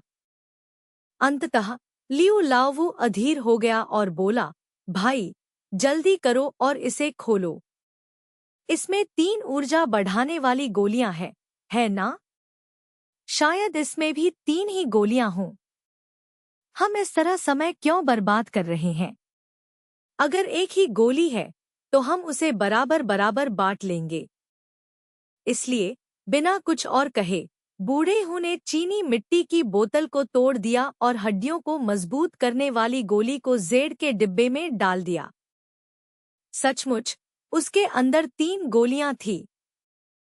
सभी ने राहत की सांस ली। हु लाउडा ने हड्डियों को मजबूत करने वाली गोलियों को 3 जेड के बक्सों में रखा और उनमें से एक लियू लाओवू और जू लाओलियू को दे दी। दोनों ने उन्हें लिया और अपनी जेबों में रख लिया। हु लाउडा ने आखिरी जेड बॉक्स ओ पेंग को सौंपते हुए कहा, तीसरे छोटे भाई, यह आखिरी बॉक्स तुम्हारे लिए है। तुम तय करो कि इसे किसे देना है। ओ पेंग ने सिर हिलाया, जेड का डिब्बा उठाया, लेकिन उसे अपनी जेब में नहीं रखा, बल्कि उसने उसे मेज पर रख दिया। अध्याय 29 दवा लेना। ओ पेंग ने मेज पर रखी हड्डी मजबूत करने वाली गोली पर एक नज़र डाली और कहा, यह दवा केवल उन लोगों के लिए कारगर है जो बाहरी मार्शल आर्ट का अभ्यास करते हैं। मैं इसे गिरोह के शी न्यू को देना चाहता हूँ। आपका क्या विचार है? ओ पेंग के बोलने के बाद उनकी निगाहें लियू लाओवू और जू लाओलियू पर पड़ी, क्योंकि केवल उनके शिष्य ही बाहरी मार्शल आर्ट का अभ्यास करते थे। लियू लाओवू तुरंत सहमत हो गया। ठीक है, मुझे कोई आपत्ति नहीं है। वह लड़का शी न्यू अविश्वसनीय रूप से शक्तिशाली है, मुझसे भी ज्यादा शक्तिशाली। अगर हम उसे दवा दे दें तो इससे हमारे पियाओ मियाओं में निश्चित रूप से एक महासैनिक जुड़ जाएगा। जू लाओलियू ने कुछ देर सोचा और फिर कहा, मुझे कोई आपत्ति नहीं है। मेरे शिष्यों की प्रतिभा सीमित है, इसलिए शी न्यू को मौका देना बेहतर है। हालांकि शी न्यू बहुत सीधा सादा है, इसलिए आपको उस पर नियंत्रण रखना होगा। ओ पेंग ने सिर हिलाकर कहा, मुझे इस पर पूरा भरोसा है। ऊर्जा बढ़ाने वाली गोलियों से भरी चीनी मिट्टी की बोतल को देखते हुए हु लाउडा ने कहा, कृपया तीसरे कनिष्ठ भाई, इन ऊर्जा बढ़ाने वाली गोलियों का उपयोग अपनी इच्छानुसार करें। यदि हमारे किसी शिष्य में योग्यता है और उसे प्रशिक्षित किया जा सकता है तो उनका उपयोग करें, यदि नहीं तो उन्हें ये गोलियां न दें। ओ पेंग मुस्कुराते हुए बोले, मेरे साथी शिष्यों के लिए इस बार हमने गुप्त भूमि से जो औषधीय जड़ी बूटियां एकत्रित की हैं, वे सीमित मात्रा में हैं। मैं प्रत्येक शिष्य की स्थिति के अनुसार उन्हें वितरित करूंगा। मैंने अहाई और किंगेर से सुना है कि गुप्त भूमि में अभी भी बहुत सी औषधीय जड़ी बूटियां हैं। इसके अलावा, चूंकि गुप्त भूमि पर हमारा नियंत्रण है, इसलिए भविष्य में हमें इन औषधीय जड़ी बूटियों की निरंतर आपूर्ति मिलती रहेगी। साथ ही ऊर्जा बढ़ाने वाली ये गोलियां भी प्रचुर मात्रा में होंगी। कृपया निश्चिंत रहें कि हमारे सभी शिष्यों को इनका हिस्सा अवश्य मिलेगा। हु लाउडा हंसते हुए बोला, यह अच्छा है। हमें इन गोलियों के वितरण से गिरोह के भीतर की एकता को भंग नहीं होने देना चाहिए। इसके अलावा गुप्त स्थान पर जाने वाले हाई और किंगेर को भरपूर इनाम मिलना चाहिए। ओ पेंग ने कहा, हाँ, मैं अपने बड़े भाई से सहमत हूँ। हम बाद में उनमें से प्रत्येक को क्यूई बढ़ाने वाली गोली देंगे। हु लाउडा ने कहा, जल्दी करने की कोई बात नहीं है। हमें ऊर्जा बढ़ाने वाली गोली और हड्डियों को मजबूत करने वाली गोली मिल चुकी है। मुझे डर है कि इनके औषधीय गुण कमजोर न पड़ जाएं, इसलिए मुझे लगता है कि हमें पहले ये गोलियां लेनी चाहिए। ओ पेंग ने कहा, आपकी बात बिल्कुल सही है, बड़े भाई। संप्रदाय के अभिलेखों में लिखा है कि इस अमृत को आत्मसात करने में 1 दिन और 1 रात लगती है। मुझे लगता है कि हमें अब गुप्त कक्ष में जाकर अमृत को आत्मसात करने के लिए साधना करनी चाहिए। हु लाउडा ने कहा, ठीक है, मुझे गिरोह के मामलों के बारे में कुछ निर्देश दो, और शी न्यू को बुलाओ। हम सब एक साथ एकांतवास में जाएंगे। ओऊ पेंग ने निर्देशानुसार अपने वरिष्ठ शिष्य झांग चेंगयुए को बुलाया और उन्हें ये निर्देश दिए। झांग चेंगयुए ने आदेश स्वीकार किया और चले गए। कुछ ही समय बाद नींद से भरी आंखों वाला शी न्यू परिषद भवन में दाखिल हुआ, मानो उसे इस बात का एहसास ही न हो कि उसे अप्रत्याशित लाभ मिल गया है। परिषद कक्ष के पीछे एक छिपा हुआ दरवाजा था जो एक लंबी सुरंग की ओर जाता था, जिसकी दीवारों में अनगिनत मशालें लगी हुई थी, जिससे ऐसा लगता था मानो वह अनंत तक फैली हुई हो। ओऊ पेंग छोटे दरवाजे से होते हुए सुरंग में समूह का नेतृत्व करने लगा। चाय बनाने में लगने वाले समय के लगभग बराबर चलने के बाद वे अंत में पहुंचे, जहां कुर्सियों और मेजों से सजा एक विशाल हॉल था और पहाड़ के भीतर गहराई में जाने वाले कई छोटे दरवाजे थे। ऊपर देखने पर ऊपर का स्थान अत्यंत खुला था, लगभग 4 या 5 झांग ऊंचा, और चट्टानों की बनावट स्पष्ट रूप से दिखाई दे रही थी। वे पहले ही पहाड़ के अंदर पहुंच चुके थे। ओऊ पेंग ने हड्डियों को मजबूत करने वाली गोलियों से भरा जेड का डिब्बा शी न्यू को सौंप दिया। छोटे दरवाजों में से एक की ओर इशारा करते हुए कहा, अंदर जाओ, एक छोटी सी झोपड़ी ढूंढो, गोलियां अंदर ले जाओ और फिर हमेशा की तरह अपने व्यायाम का अभ्यास शुरू करो। 99 बार 81 बार। पत्थर के बैल ने जेड का डिब्बा लिया, कुछ नहीं कहा और जाने के लिए मुड़ गया।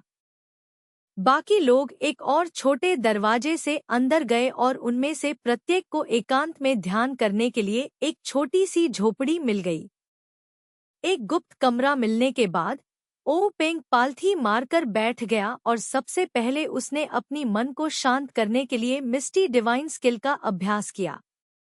फिर उसने अपने वस्त्रों में से एक जेड की डिब्बी निकाली और उसमें से एक ची बूस्टिंग पिल निकाली। यह गोली सुगंधित थी और छूने में काली और सख्त थी, फार्मेसी में मिलने वाली ची बूस्टिंग पिलों से बिल्कुल अलग। ओऊ पेंग ने अपने भावों को शांत किया और ची बूस्टिंग पिल को अपने मुंह में डाला। उसने महसूस किया कि गोली उसकी जीभ पर तरल में बदल गई, उसके गले से नीचे उतरकर उसके शरीर में समा गई और फिर तुरंत एक गर्म धारा में बदल गई जो सीधे उसके दांतियान तक पहुंच गई। इस समय ओऊ पेंग ज्यादा सोचने की हिम्मत नहीं कर रहा था। उसने अपना ध्यान केंद्रित किया और गर्म धारा को शुद्ध करने के लिए अपनी दिव्य कला को पूरी तरह से सक्रिय कर दिया। गुप्त कक्ष तुरंत शांत हो गया। कुछ समय बाद ओऊ पेंग ने आखिरकार अपना अभ्यास पूरा किया और ध्यान से अपने शरीर की जांच की। वह सुखद रूप से आश्चर्यचकित हुआ। ऊर्जा बढ़ाने वाली गोली वाकई अपनी प्रसिद्धि के अनुरूप कारगर थी। उसकी आंतरिक शक्ति दोगुनी से भी अधिक बढ़ गई थी और उसकी वास्तविक ऊर्जा उसकी नसों में पारे की तरह सहजता से प्रवाहित हो रही थी, जिससे कोई छिपा हुआ खतरा नहीं था। ओऊ पेंग ने सावधानीपूर्वक गणना की कि उसने वास्तव में इस तकनीक का अभ्यास 81 बार किया था, न कम न ज्यादा। उसने मन ही मन सोचा, सचमुच एक दिव्य गोली है। ओऊ पेंग थोड़ी देर चुपचाप बैठा रहा, फिर उठा, दरवाजा खोला और हॉल में चला गया, जहां हूँ लाओडा, ली लाओर और शांगगुआन लाओसी पहले से ही इंतजार कर रहे थे।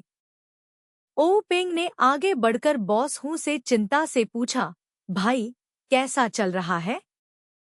बूढ़े हूँ ने मुस्कुराते हुए कहा, यह वास्तव में एक पौराणिक चमत्कारी दवा के रूप में अपनी प्रतिष्ठा पर खरा उतरता है। इसने मुझे 10 साल की मेहनत से बचा लिया। यह सुनकर ओऊ पेंग ने तुरंत बधाई दी। फिर ओऊ पेंग ने ली लाओ एर से पूछा, लेकिन ली लाओ एर ने कोई जवाब नहीं दिया। उसने सहजता से अपनी लंबी तलवार निकाली, अपनी ऊर्जा को केंद्रित किया और उसे घुमाया। तलवार पर अचानक 1 मीटर लंबी तलवार की किरण प्रकट हुई। ओऊ पेंग अत्यंत प्रसन्न हुआ और उसने उसे फिर से बधाई दी। ओऊ पेंग के पूछने से पहले ही शांगगुआन लाओसी ने कहा, तीसरे भाई, इस बार मेरी शक्ति लगभग दोगुनी हो गई है। यह सचमुच एक चमत्कारी औषधि है। आपका क्या हाल है? हु लाओडा और ली लाओ ने भी ओ पेंग को चिंता भरी नजरों से देखा।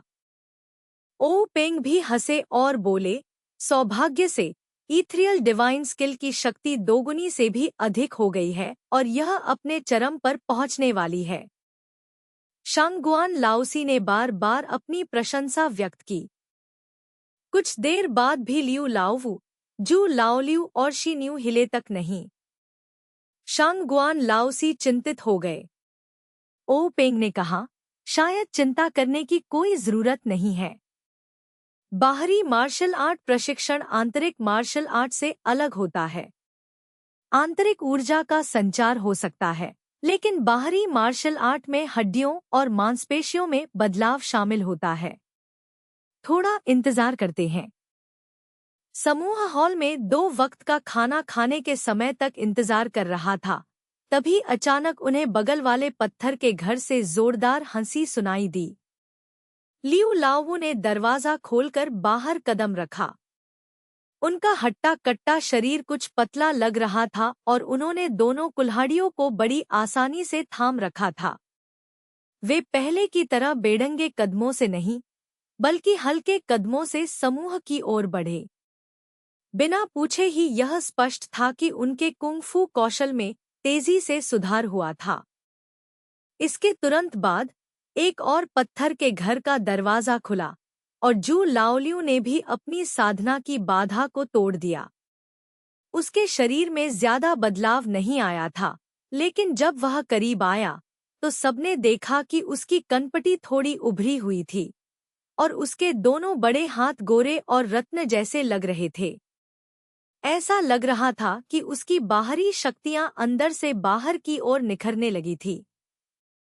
जब मिस्टी टाइगर्स के 6 भाई मिले तो उनके कौशल में नाटकीय रूप से वृद्धि हो चुकी थी और स्वाभाविक रूप से उन्होंने एक दूसरे को लगातार बधाई दी। आखिरी पत्थर के घर में मौजूद पत्थर का बैल ही अभी तक बाहर नहीं आया है। लोगों को यह बात अजीब लगी। ओ पेंग धीरे धीरे उस पत्थर के घर की ओर बढ़ा जहां शी न्यू साधना कर रहा था।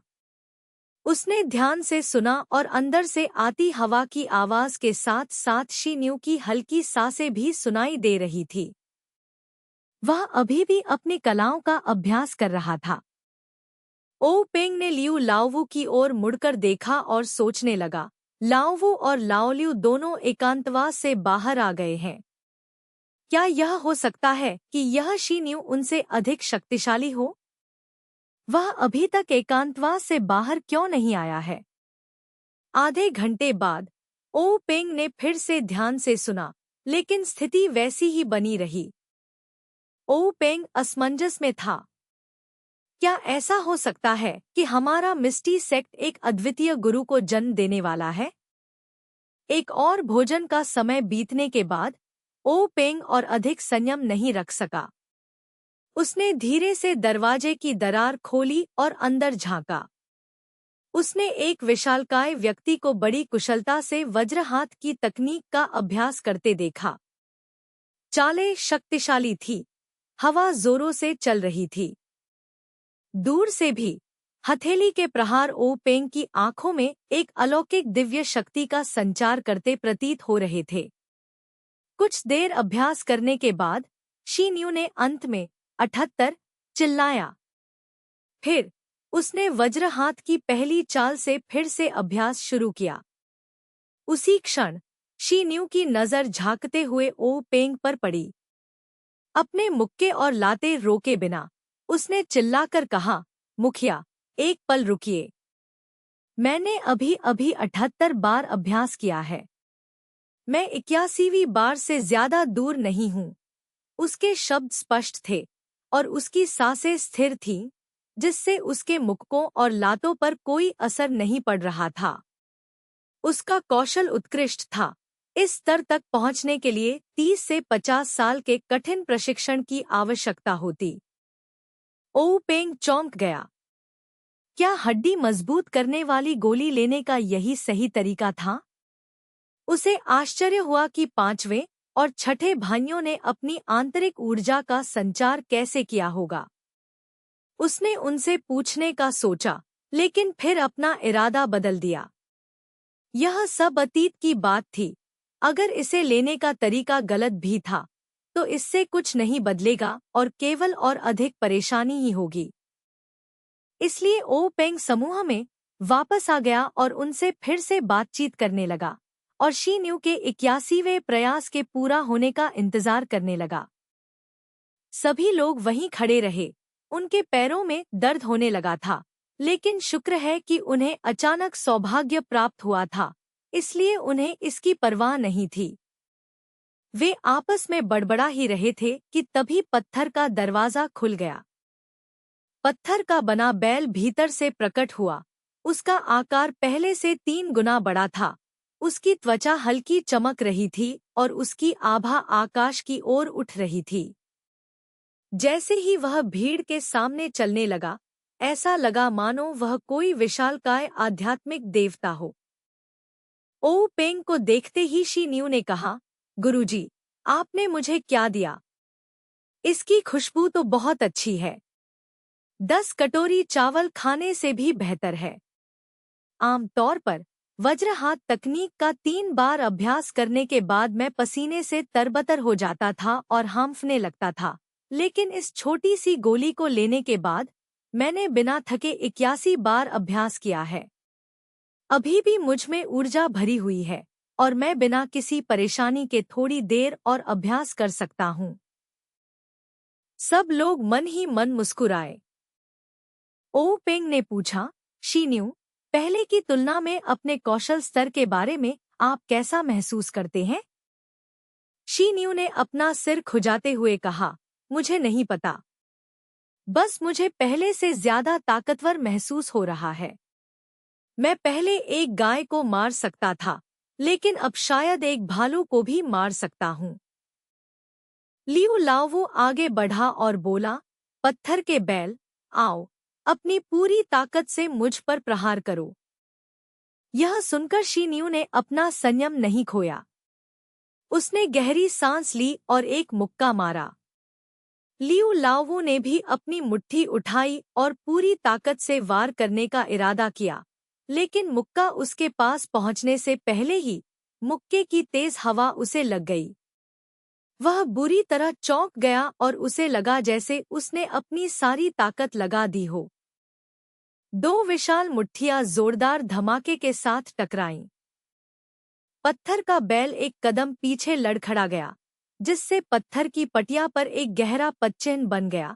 वहीं लियू लाओवू 5 कदम पीछे हट गया और हर कदम पर पत्थर की पटिया पर एक पदचिह्न बन गया। अपने थोड़े दर्द भरे हाथ को पकड़े हुए लियू लाओवू शी न्यू के पास गए और बोले, अरे बच्चे, तुमने तो बहुत तरक्की कर ली है। मुझे डर है कि अब मैं तुम्हारा मुकाबला नहीं कर सकता। यह सुनकर पत्थर का बैल मूर्खतापूर्ण ढंग से मुस्कुराया। जू लाओलियू ने बगल से कहा, 5वें भाई, घमंड मत करो। शी न्यू अपने हाथों से कुशल है, जबकि तुम हथियार चला रहे हो। वह शायद तुम्हारी कुल्हाड़ी का मुकाबला नहीं कर पाएगा। लियू लाओवू ने अपनी मांसपेशियों पर हाथ फेरा, जो किसी पत्थर के बैल की मूर्ति जैसी दिखती थी, और कहा, बेशक मुझे पता है। चलो, पत्थर के बैल, चलो एक ड्रिंक पीते हैं। फिर उसने पत्थर के बैल को उठाया और गलियारे की ओर चल पड़ा। अध्याय 30, पारिवारिक स्नेह। उन दोनों आकृतियों को दूर जाते हुए देखकर ओ पेंग ने अपना सिर हिलाया और कहा, इन दोनों मस्खरों से निपटना वाकई मुश्किल है। बूढ़े हूँ ने हंसते हुए कहा, उन्हें रहने दो। उनकी बातचीत समाप्त होने के बाद सभी लोग उन दोनों के पीछे पीछे हॉल से बाहर निकल गए। जब वे दोबारा परिषद भवन में दाखिल हुए, तब भी शाम का समय था। ओ पेंग और बाकी लोग हैरान रह गए। प्राचीन ग्रंथों में दर्ज बातें वाकई सही थी। एक दिन और एक रात, लेकिन इस बार बात अलग थी। महज एक दिन में उनके मार्शल आर्ट कौशल में जबरदस्त बदलाव आ गया था। अवसर शब्द सचमुच समझ से परे था। सबके बैठ जाने के बाद झांग चेंगयुए आगे बढ़ी, झुककर प्रणाम किया और ओ पेंग को इस दौरान गिरोह की स्थिति के बारे में संक्षिप्त जानकारी दी। ओ पेंग ने ध्यान से सुना, संतुष्टि से सिर हिलाया और फिर झांग चेंगयुए एक तरफ हट गईं। ओ पेंग ने आगे कोई सवाल नहीं पूछा। उसने बस सबको बताया कि वह अगले 10 दिनों तक अपने कौशल का अभ्यास करने के लिए एकांतवास में जा रहा है और झांग चेंगयुए अस्थायी रूप से गिरोह के मामलों की देखभाल करेगी। फिर उसने सबको जाने की अनुमति दे दी। गिरोह के बाकी सभी लोगों के चले जाने के बाद मिस्टी स्काई के 5 बाघों ने फिर से मामलों पर चर्चा शुरू कर दी। ओ पेंग ने अपने साथी शिष्यों से कहा, भाइयों, हमने इस गुप्त स्थान पर अमृत का सेवन कर लिया है। आज लौटने के बाद बेहतर होगा कि आप 10 दिनों के लिए विश्राम करें और अपनी साधना को स्थिर करें। 10 दिनों के बाद हम मिलकर मिस्टी रियल्म के विकास की योजना पर चर्चा कर सकते हैं। आपका क्या विचार है? किसी ने आपत्ति नहीं जताई और वे उठे और परिषद कक्ष से चले गए। बिना किसी और झंझट के प्रत्येक अपने घर लौट गया। रात के अंधेरे में मिस्टी सेक्ट हमेशा की तरह ही दिख रहा था। हालांकि रात के खाने के बाद एक नौकरानी भीतरी आंगनों में से एक से निकली, शांति से मिस्टी मैनर से बाहर चली गई और मैनर के बाहरी इलाके में स्थित एक जनरल स्टोर में गई। उसने कुछ रूज और फेस पाउडर खरीदा और फिर लौट आई। थोड़ी देर बाद जनरल स्टोर का मालिक दुकान के पिछले दरवाजे से अपनी गाड़ी लेकर पिंगयांग शहर सामान खरीदने के लिए निकल पड़ा। वह जल्द ही पिंगयांग शहर के एक बड़े जनरल स्टोर पर पहुंचा, कुछ छोटी मोटी चीजें खरीदीं और फिर जल्दी से मिस्टी मैनर लौट आया। कुछ देर बाद पिंगयांग शहर के जनरल स्टोर में काम करने वाला लेखाकार अपना हिसाब किताब निपटाकर घर चला गया। एक अंधेरी गली से गुजरते हुए उसे पेशाब करने की तीव्र इच्छा हुई, इसलिए वह चुपके से अंदर चला गया। हालांकि उसने वहां पेशाब नहीं किया। इसके बजाय वह जल्दी से एक अंधेरे कोने में गया जहां एक छोटा सा दरवाजा था। उसने लयबद्ध तरीके से कुछ बार खटखटाया और दरवाजा चरमराते हुए खुल गया। अंदर मौजूद व्यक्ति ने झांक कर देखा कि कौन है और उसे आंगन में आने दिया। थोड़ी देर बाद लेखाकार आंगन से बाहर आया, गली में पेशाब किया और घर जाने से पहले आलस से बाहर निकल गया। जैसे ही वह गली से बाहर निकला, आंगन में बने एक छोटे से घर से 2 कबूतर एक के बाद एक उड़कर पिंगयांग शहर से बाहर निकल गए। रात के अंधेरे में पिंगयांग शहर चहल पहल से भरा होने के बावजूद धुंध भरे पहाड़ी विला से बिल्कुल अलग नहीं था। कबूतरों के उड़ने के कारण ऐसा लग रहा था मानो कुछ भी नहीं बदला हो। सब कुछ एकदम सामान्य था। लेकिन कौन जानता था कि इस शांत दिखने वाली रात में कौन कौन सी अनोखी बातें छिपी हुई थी। भोर जल्दी ही हो गई और सूरज की किरणें तेज तलवार की तरह रात को चीरती हुई निकल आईं। सभी लोग उठने लगे और अपने व्यस्त दिन की शुरुआत करने लगे। झांग शियाहुआ ने भी अपनी आंखें खोली और उसी तरह उसकी आंखों की चमक क्षणिक थी, जिसे किसी ने भी नोटिस नहीं किया। झांग शियाहुआ के जागते ही सबसे पहली आवाज उसकी दादी की खांसी की सुनाई दी। बिना सोचे समझे ही झांग शियाहुआ समझ गया कि यह लगातार 8वां दिन था जब दादी को खांसी हो रही थी। इतना ही नहीं, उसे यह भी महसूस हुआ कि यह कोई साधारण खांसी नहीं थी। वह अपनी दादी के गले और शरीर में गाढ़ा, चिपचिपा तरल पदार्थ महसूस कर सकता था, ऐसा तरल पदार्थ जो उनकी सांस और जीवन को ही अवरुद्ध कर रहा था। ऐसा लग रहा था मानो उसकी दादी का जीवन धीरे धीरे इस चिपचिपे तरल पदार्थ में घुल रहा हो और उनसे दूर जा रहा हो। झांग शियाहुआ अपनी दादी के शरीर में कमजोरी भी महसूस कर सकता था, शारीरिक रूप से नहीं, बल्कि जीवन शक्ति और आत्मा के क्षय के रूप में। झांग शियाहुआ बहुत डर गया था। उसने अपनी माँ को बताने की हिम्मत नहीं की क्योंकि खांसी के अलावा उसकी दादी बिल्कुल स्वस्थ लग रही थी।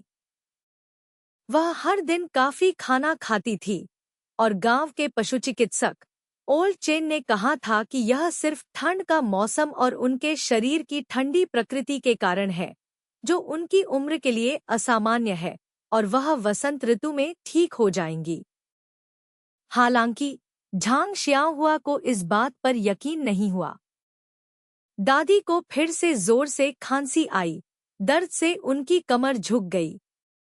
झांग शियाहुआ जल्दी से उठी, उनकी पीठ थपथपाई, मेज पर रखी चायदानी से थोड़ा पानी डाला, उसका तापमान जांचा और दादी के होठों तक ले गई। पानी पीने के बाद दादी ने आखिरकार एक लंबी आह भरी और प्यार से बोली, शियाहुआ, तुम इतनी जल्दी क्यों उठ गईं? थोड़ी देर और क्यों नहीं सोईं? क्या दादी ने तुम्हें जगाया? झांग शियाहुआ ने कहा, नहीं, दादी, मुझे नहीं पता क्या हो रहा है। आजकल मैं उजाला होते ही जाग जाती हूँ और फिर सो नहीं पाती। दादी ने कहा, शियाहुआ बड़ी हो गई है और अब ज्यादा समझदार हो गई है। दादी तुम्हारी नींद खराब नहीं करना चाहती थी। कल रात तो मैंने काफी देर तक खुद को रोके रखा, लेकिन जैसे ही सुबह हुई, खांसी आ गई। कल दादी आंगन में जाएंगी और तुम्हें परेशान नहीं करेंगी। झांग शियाहुआ ने कहा, दादी, सच में, मैं झूठ नहीं बोल रही। आजकल मुझे रात को बहुत अच्छी नींद आती है। मैंने आपको बिल्कुल भी खांसते हुए नहीं सुना। बस सुबह उठने के बाद मुझे दोबारा नींद नहीं आती। कृपया बाहर आंगन में मत जाइए, बाहर बहुत ठंड है। दादी मुस्कुराईं, लेकिन कुछ नहीं बोली। झांग शियाहुआ उठी और घर से बाहर चली गई। बाहर आसमान में उगता सूरज चमक रहा था, बिल्कुल भी चकाचौंध नहीं कर रहा था, बल्कि बत्तख के अंडे की जर्दी की तरह प्यारा लग रहा था। झांग शियाहुआ ने शरारत से अपना मुंह खोला और उगते सूरज का एक टुकड़ा चख लिया। अप्रत्याशित रूप से उसे अपने गले से नीचे शरीर में कुछ गर्म बहने का एहसास हुआ। झांग शियाहुआ भयभीत हो गई और उसे अपनी चेतना पर बेहद संदेह होने लगा। उसने अपना सिर हिलाया और चेहरा धोने चली गई। हमेशा की तरह आंगन में माँ और लियू कियान पहले ही उठ चुकी थी। माँ मुर्गियों की देखभाल में व्यस्त थी, जबकि लियू कियान परिवार के लिए नाश्ता बना रही थी। झांग शियाहुआ यह सब देखकर प्रसन्न हो रहा था, मानो लियू कियान उसकी बड़ी बहन ही नहीं, बल्कि भाभी हो। उसने मन ही मन एक छोटा सा फैसला कर लिया था। वह अपनी माँ को अपने संदेह के बारे में शायद न बता पाए, लेकिन अपनी होने वाली भाभी को बता सकता है। उसने इतनी किताबें पढ़ी थी और इतना कुछ जानती थी, शायद वह उसके सवालों के जवाब दे सके। किसानों का नाश्ता बहुत ही सादा होता था, जिसे वे जल्दी खा लेते थे। लेकिन हाल ही में हालात बदल गए थे। नाश्ते के बाद झांग शियाहुआ पहाड़ी पर स्थित कुएं से पानी लाने जाया करता था। उस रात चाय पीने के बाद सबको नींद न आने की समस्या हुई थी, और तब से वे चाय के आदी हो गए थे, रोजाना चाय पीने लगे थे। इतना ही नहीं, उन्हें कुएं का पानी नदी के पानी से ज्यादा मीठा लगता था, इसलिए परिवार खाना पकाने समेत हर काम में कुएं का पानी इस्तेमाल करता था। हालांकि झांग काई ने पानी का इस्तेमाल सोच समझकर करने की योजना बनाई थी, इसलिए उसने झांग शियाहुआ को दिन में सिर्फ 2 बार, सुबह और शाम को पानी लाने को कहा और उसे हिदायत दी कि गांव में किसी को भी इस बारे में न बताए। नाश्ता खत्म करने के बाद झांग शियाहुआ पानी लेने गई। जाने से पहले मैंने लियू कियान से कहा, बहन लियू, क्या आप आज मेरे साथ पहाड़ों में घूमने जाना चाहेंगी? यह सुनकर गो सुफेई प्रसन्न हुए और बोले, जी हाँ, लियू कियान, क्यों न तुम टहलने जाओ। तुम पिछले कुछ दिनों से थके हुए हो। झांग परिवार के बाकी सदस्यों ने भी खुशी मनाई। लियू कियान ने एक पल सोचा, बर्तन नीचे रखे और बोली, तो मैं आपको सफाई करने के लिए कह देती हूँ। चाची, मैं टहलने जा रही हूँ। फिर लियू कियान झांग शियाहुआ के पीछे पीछे नदी किनारे तक गई। झांग शियाहुआ नदी किनारे रुक गया। लियू कियान उसके पास पहुंचा और पूछा, शियाहुआ, क्या तुम मुझे कुछ बताना चाहते हो? झांग शियाहुआ ने जबरदस्ती मुस्कुराते हुए कहा, बहन लियू, आप बहुत समझदार हैं। आप तुरंत समझ गई कि मैं आपसे किसी बात पर चर्चा करना चाहती हूँ। लियू कियान ने कहा, अरे बदमाश, मुझे बताओ क्या गड़बड़ है, मैं तुम्हें कुछ सलाह दूंगी। झांग शियाहुआ कुछ पल चुप रही, फिर बहती नदी की ओर देखकर बोली, बहन लियू, क्या आपको लगता है कि इस दुनिया में लोगों के लिए कभी न मरना संभव है? लियू कियान ने भौहें चढ़ाकर कहा, मैं वास्तव में इसका जवाब नहीं दे सकती। कुछ किताबें कहती हैं कि दुनिया में कोई भी अमर नहीं है और कब्र ही सबका अंत है, जबकि अन्य किताबें कहती हैं कि आम लोग मरेंगे, लेकिन कुछ लोग नहीं मरेंगे। झांग शियाहुआ ने उत्सुकता से पूछा, वे कौन है? लियू कियान ने कहा, कुछ अनौपचारिक ऐतिहासिक अभिलेखों के अनुसार कुछ साधक मानव भोजन नहीं खाते और अमर हो सकते हैं। हालांकि यह केवल किताबों में लिखा है, इसे किसी ने कभी देखा नहीं है। कौन जानता है कि यह सच है या झूठ? इसके विपरीत, मृत्यु सर्वत्र है, बिना किसी अपवाद के। इसके बाद झांग शियाहुआ ने पूछा, जो व्यक्ति मरने वाला हो उसे वापस जीवन में कैसे लाया जा सकता है? लियू कियान ने माथे पर शिकन डालकर कहा, अगर कोई ऐसी बीमारी है जिससे जान जाने वाली है, तो बेशक आपको किसी अच्छे डॉक्टर से इलाज करवाना चाहिए। अगर जहर से जान जाने वाली है, तो जरूरी है जहर को शरीर से बाहर निकालना, फिर जान बच जाएगी। अगर बुढ़ापा है और मौत करीब है, तो ठीक है, आप उन्हें दीर्घायु की गोली दे सकते हैं। बचपन में मैंने एक बहुत पुरानी किताब पढ़ी थी जिसमें लिखा था कि दुनिया में दीर्घायु की गोली नाम की एक चमत्कारी दवा है, जो किसी व्यक्ति की उम्र 20 साल तक बढ़ा सकती है। हालांकि यह शायद झूठ है, मैंने कभी किसी को यह गोली लेते हुए नहीं सुना। यह सुनकर झांग शियाहुआ बहती हुई धारा को निश्चिंत होकर देखती रही और बुदबुदाई, मुझे दीर्घायु की गोली कहाँ मिलेगी? लियू कियान को यह बहुत अजीब लगा और उसने कहा, शियाहुआ, तुम आज अचानक इतने अजीब सवाल क्यों पूछ रही हो? और तुम दीर्घायु की गोली क्यों ढूंढ रही हो?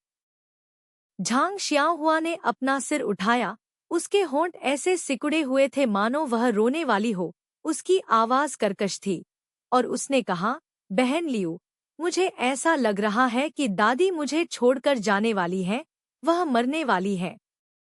लियू कियान का दिल जोर से धड़कने लगा। वह जल्दी से आगे बढ़ी, शाओहुआ के सिर को गले लगाया और बोली, शाओहुआ, मेरी प्यारी बच्ची, रो मत और ज्यादा मत सोचो। दादी को बस मामूली खांसी है। सर्दियों में बुजुर्गों को यह आम बात है। क्या डॉक्टर ने नहीं कहा था कि बसंत आने और मौसम गर्म होने पर दादी ठीक हो जाएंगी?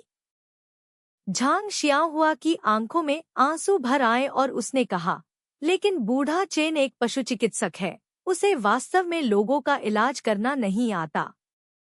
लियू कियान ने झांग शियाहुआ को तुरंत दिलासा देते हुए कहा, तो कुछ दिनों में हम दादी को शहर के एक प्रसिद्ध डॉक्टर को दिखाने ले जाएंगे, ठीक है? दादी ठीक हो जाएंगी। झांग शियाहुआ ने सिर हिलाया और रोते हुए सिसकते हुए बोली, बहन लियू, मुझसे झूठ मत बोलो। मैं अब बच्ची नहीं हूँ, मैं खुद खेती कर सकती हूँ। मुझे पता है दादी माँ ठीक नहीं होंगी। मुझे उनके शरीर के अंदर कुछ चिपचिपा सा महसूस हो रहा है, जिससे उन्हें ठीक से सांस लेने में दिक्कत हो रही है, इसीलिए उन्हें खांसी आ रही है। साथ ही मुझे ऐसा लग रहा है कि उनके शरीर से कुछ हर दिन कम होता जा रहा है और दादी माँ दिन ब दिन कमजोर होती जा रही हैं। यह सुनकर लियू कियान का दिल भी टूट गया और वह झांग शियाहुआ को शांत भाव से दिलासा नहीं दे सकी। कितनी समझदार बच्ची है। केवल गहरे पारिवारिक स्नेह और रक्त संबंधों से उपजा प्यार ही जीवन के बीतने का एहसास करा सकता है। लियू कियान ने झांग शियाहुआ का सिर थाम लिया और उसकी आंखों से आंसू बहने लगे।